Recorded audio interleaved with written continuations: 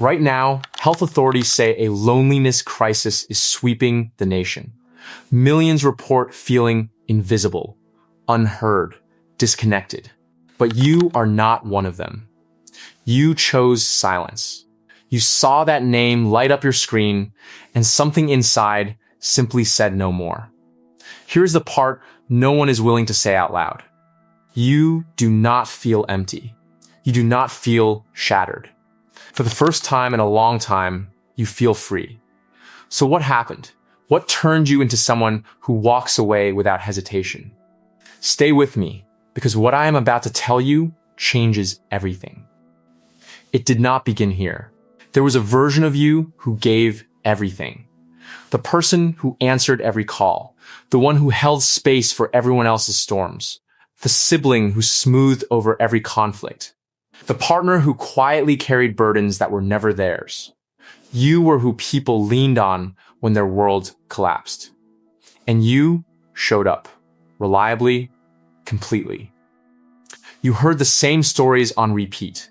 You offered the same guidance, watched it go unheeded, waited for the next call. Then something shifted. One evening, you set your phone down and did not answer. Nothing fell apart. The world became quieter, softer, more yours.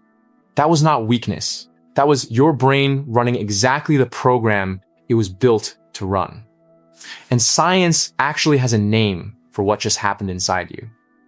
There is science behind this, and it is more sophisticated than most people realize. Psychiatrist Dr. Stephen Porges developed what is known as Polyvagal Theory. Your nervous system cycles through states.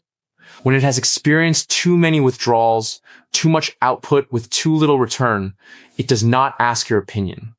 It shifts you automatically from open social engagement into what scientists call a dorsal vagal response. Think of it as your body's emergency conservation mode. Not dysfunction, not damage. Your system protecting what little energy remains. Because energy, your nervous system understands, is finite. But here is the deeper question most people never reach. Where did your nervous system first learn that other people could be hazardous? The answer goes somewhere most people are not ready to look. For many, the answer stretches back to childhood rooms we left long ago. Perhaps you learned to read emotional atmospheres before you could read sentences.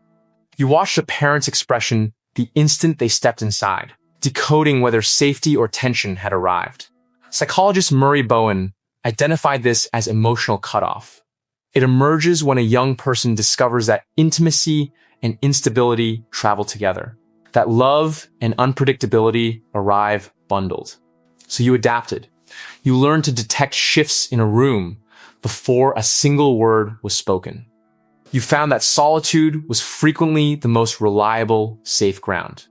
That survival blueprint, drawn by a child navigating instability, never got fully updated. It still activates every time someone crosses your boundary. That is not a character flaw.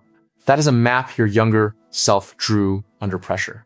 But here is where it gets complicated, and most people get this completely wrong. But here is where the picture becomes more layered, because there is a meaningful gap between protecting your inner world and sealing yourself inside it permanently. Not every distance you create carries identical weight.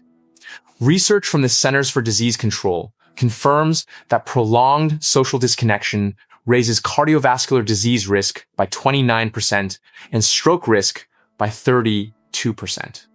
Isolation carries real physical cost. And yet what goes unacknowledged is this. Sustained exposure to people who drain or diminish you carries its own toxicity.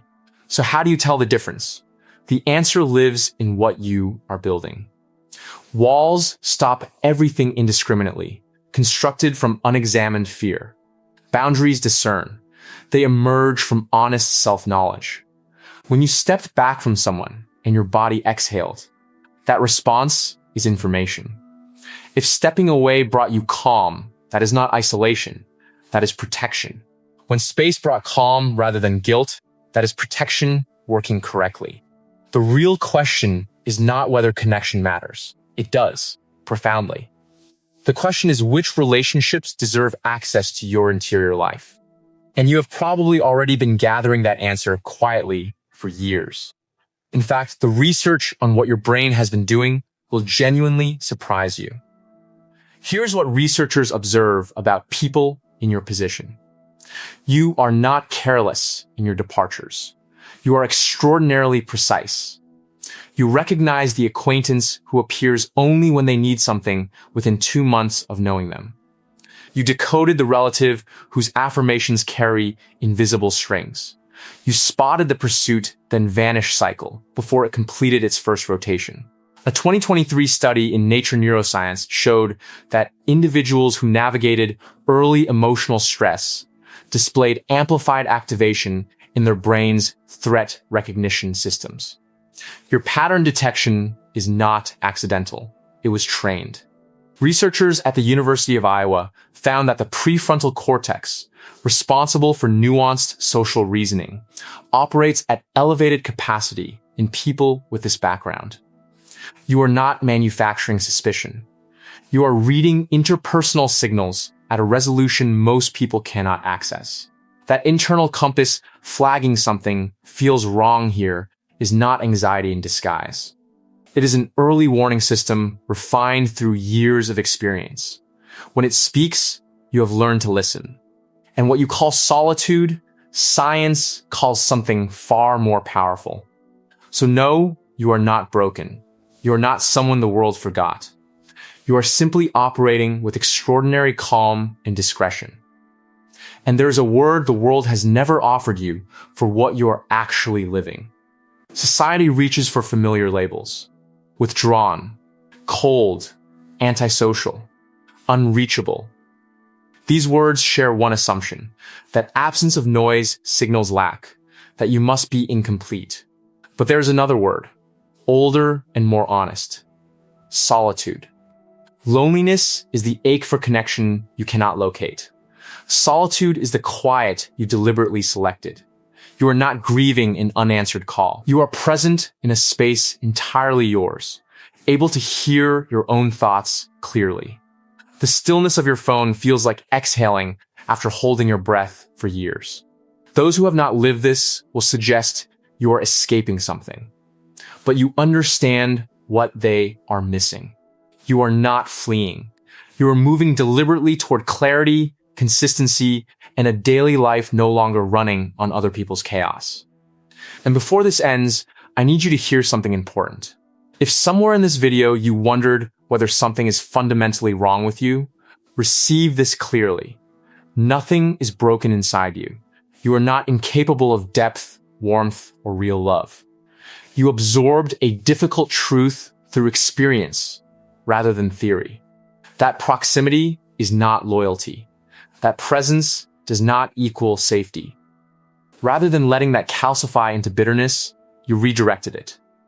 You chose a life whose texture is steady rather than turbulent. Choosing peace over chaos is not weakness. It is one of the bravest, quiet decisions a person can make. That is not limitation. That is one of the most quietly courageous things a person can do. Where do you go from here? It is simpler than you think.